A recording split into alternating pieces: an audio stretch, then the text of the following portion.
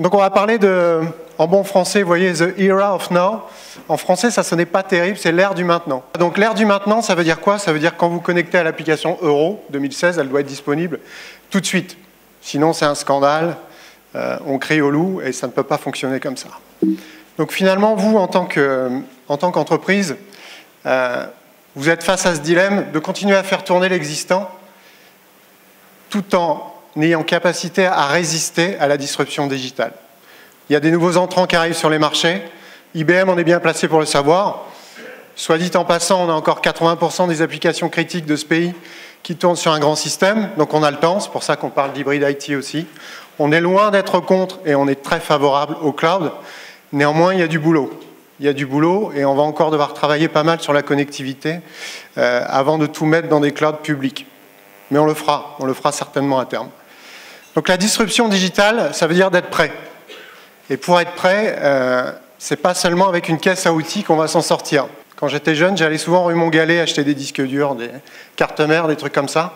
J'ai encore l'impression qu'on présente le cloud comme une belle caisse à outils et débrouillez-vous avec. Et ça, c'est un vrai souci. C'est un vrai souci, il faut qu'on arrive à changer ça. Et je vais vous expliquer comment nous, on va essayer humblement d'aider nos clients à changer cette approche de la caisse à outils. L'importance des données. Je sais que les données sont le thème fédérateur de la Cloud Week. Les données sont denses. On parle de densité des données. Qu'est-ce que ça veut dire? Ça veut dire qu'on a 3 couches dans cette densité. Donc 3 couches, ça veut dire que c'est dense, c'est assez épais. La première couche, ce sont vos data. C'est le plus important, vous le savez. Ce sont vos bijoux, hein. Il faut les utiliser, les préserver, les mettre dans des forteresses, des coffres forts, on appelle ça comme on veut. D'ailleurs, sur la sécurité, on y reviendra, je préfère parler de système immunitaire. Hein. C'est quand même plus cohérent que de mettre juste des petites barrières. Donc vos data, c'est précieux. Au-dessus de ces data, on va avoir ce que j'appelle leur data. Leur data, c'est quoi? C'est les data des méga clouds. Les méga clouds, vous les autorisez ou pas, généralement vous dites oui, j'accepte. Too late. Too late. Twitter, Facebook et consorts ont des données. C'est fait. La bonne nouvelle, c'est qu'on peut les utiliser. C'est plus ou moins payant. Et on peut commencer à augmenter, finalement, on a des données augmentées. On vient compléter vos data avec les data des méga clouds. Nous, on rajoute une couche encore. On rajoute une couche métier. La couche métier, c'est les petits items que vous avez là. La météo, par exemple. Vous avez vu peut-être qu'IBM a racheté Weather Channel. On a revendu les présentateurs et présentatrices, malheureusement pour nous. Et on a surtout gardé des millions de capteurs à travers la planète, des radars, des ballons dirigeables, des avions qui font le tour de la planète. Vous aussi, il faut savoir que 98% des applications de météo utilisent notre technologie aujourd'hui en OEM. Si vous avez un iPhone 6 ou un Galaxy S7, aujourd'hui vous êtes un point de collecte de la météo pour nous. Et c'est super parce que la météo, si on corrèle la météo avec votre business, on voit l'impact. Dans l'agriculture, ça a un impact. Je fais ma récolte, je ne la fais pas. Dans le retail, dans la vente de vêtements, ça a un impact. Ça a un impact direct sur le business, la météo. Donc on vient augmenter comme ça la densité des données avec des cas métiers. Le cloud sert à ça. Ce n'est pas la rue Montgalet, ça n'a pas d'intérêt sinon. Autre point clé, blockchain. Alors blockchain, ce qui est sympa, c'est que nous on le fait déjà. Il y a eu un communiqué de presse cette semaine avec Crédit Mutuel Arkea qui va utiliser blockchain, donc c'est déjà dispo, hein, c'est pas alpha, c'est une technologie qui existe sur nos plateformes. Et Arkea va compléter sa stratégie de Know Your Customer, et pas tant pour faire du marketing, mais pour vérifier l'identité réelle de ses clients. Vous savez que blockchain a des propriétés de registre qui sont extrêmement intéressants, et on va pouvoir comme ça valider l'identité réelle et l'ensemble des documents ayant attrait à un client à partir de la technologie blockchain. Donc c'est tout de suite, c'est maintenant. C'est pour ça qu'on parle de l'ère du maintenant. Cette techno, vous vous connectez, vous allez sur le site Bluemix, vous avez le composant blockchain, vous développez, vous utilisez blockchain. C'est maintenant. La vidéo, même chose. Aujourd'hui, avoir du streaming, on pourrait imaginer avoir en live toute cette salle streamée est mise à disposition sur le web.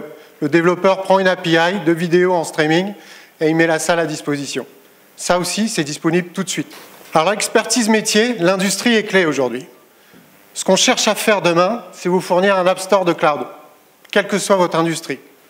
C'est-à-dire que ce n'est pas vous qui allez monter les boulons, les vis, les planches, ce sera pré-packagé.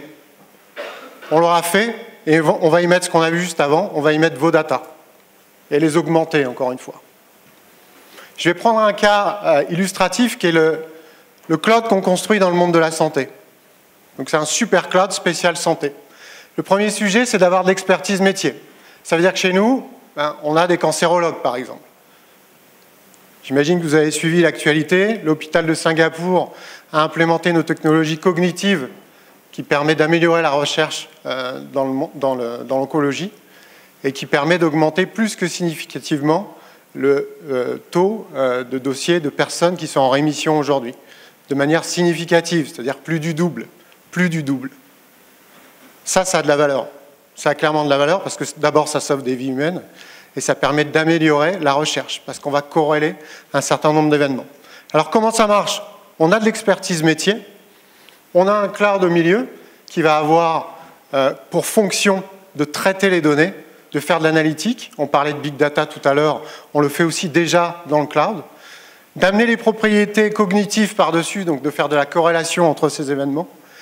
Et en bas, on a fait l'acquisition, nous, de sociétés où on estimait qu'elles avaient un impact pour le métier de la santé. Par exemple, une société comme Merge, qui avait stocké sur ces dernières années des milliards d'images médicales, des scanners, des échographies, ce type de choses, et on va injecter toute cette valeur métier dans la machine. Vous imaginez un peu la valeur de tout ça. La machine va comprendre que sur certaines radios, il y a ce type de pathologie, un traitement dans le monde, une fois, a permis de sauver une personne. Pour un médecin, pour une personne humaine, c'est impossible. La technologie de cloud est capable de crawler 100 000 notes de médecine en quelques secondes. C'est impossible pour un être humain. C'est pour ça qu'on parle non seulement de data augmentée, mais aussi d'intelligence augmentée. On ne parle pas d'intelligence artificielle. On n'est pas dans Terminator 2, on n'est pas dans ce délire-là. On vient augmenter les capacités de l'être humain. C'est ça qu'on cherche à faire. Alors on parle beaucoup effectivement d'infrastructure dans le monde du cloud. Donc on veut automatiser le monde. Et c'est bien, c'est sain, il faut le faire.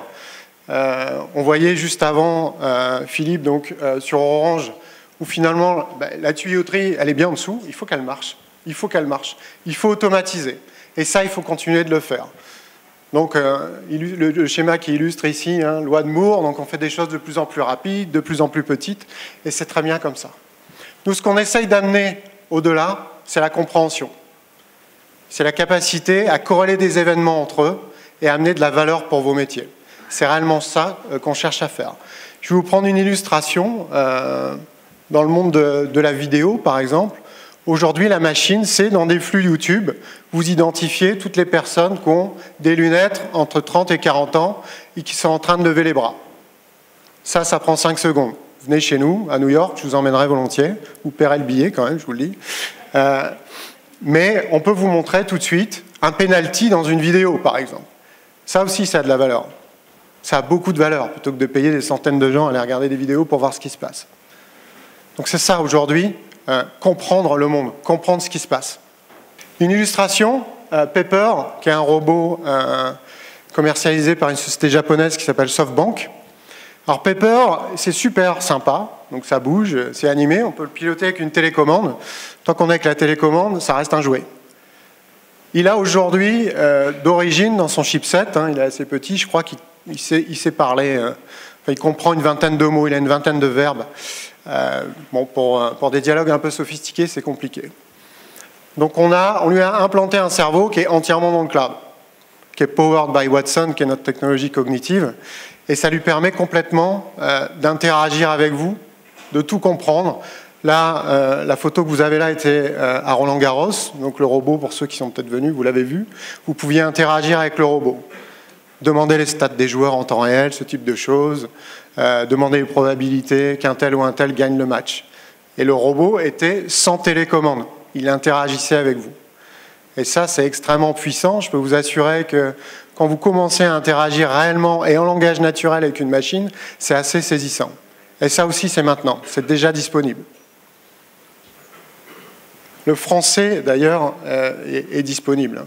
Il faut savoir que ce type de technologie a capacité à comprendre des choses assez sophistiquées comme l'ironie, par exemple. Hein, on n'est plus dans le monde des synthétiseurs vocaux qui étaient assez rudimentaires. Donc la voix est fluide et on comprend vos tics de langage, l'ironie, ce type de choses, l'émotion aussi. Alors pour faire tourner tout ça, effectivement, il faut des plateformes ouvertes. Nous, on a fait des choix open source. En l'occurrence, notre plateforme d'innovation technologique est basée sur Cloud Foundry. Au-delà de ça, au-delà des technologies, ce qui compte pour nous, c'est des méthodes. Design thinking, on va se poser, on va mettre des post-it partout et on va se dire, finalement, c'est quoi votre entreprise de demain? Où est-ce qu'on peut créer des nouveaux business? C'est ça qui compte. L'autre point, au-delà des méthodes, ça va être l'expérimentation, le prototypage.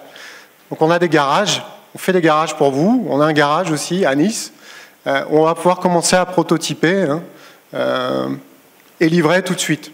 Quand vous venez chez nous, vous faites un Bloom XD, ça dure une journée, à la fin de la journée, vous repartez, vous avez une application. Elle est livrée, elle est sur le web, vous pouvez vous connecter, vous avez l'URL, ça marche. Vous pouvez tester, vous avez des jours gratuits, 30 jours, je crois, gratuits BloomX.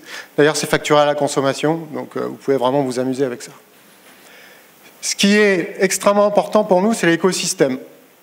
L'écosystème, ce sont les intégrateurs, ce sont aussi les jeunes pousses, par les fintech tout à l'heure. Je vais vous donner un exemple. Avec la SNCF, donc on a un partenariat sur l'Internet of Things. On vient utiliser nos plateformes as a service de cloud. On vient collecter les données avec la société Sigfox. On est réellement en partenariat. Cas d'usage, si les rails sont en train de surchauffer, on va ralentir le train. Cas d'usage extrêmement simple. Ça aussi, c'est dispo tout de suite. Maintenant, on le fait. Ça sert à ça. Alors, IBM est une société française. Surprenant, hein.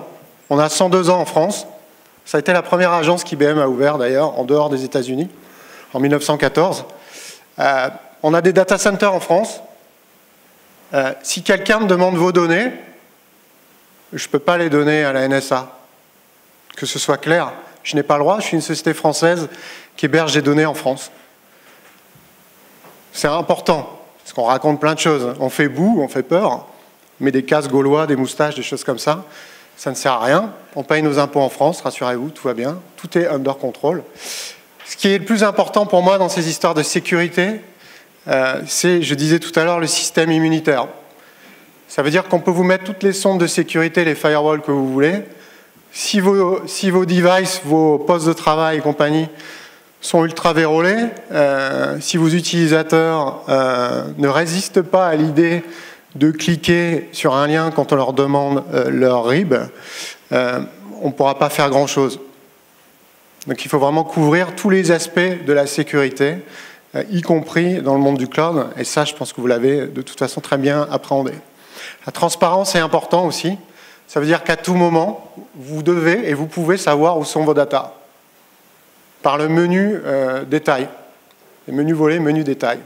Donc ça veut dire dans quel data center, quel serveur, où est la base de données, qui accède, quand, comment, gestion des droits et consorts.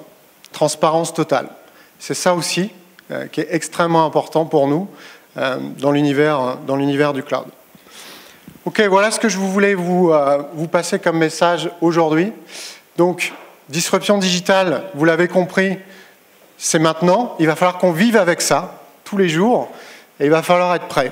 Donc, nous, on est prêts pour vous, avec vous. Donc, j'espère démarrer le voyage très vite en votre compagnie. Merci beaucoup, à bientôt.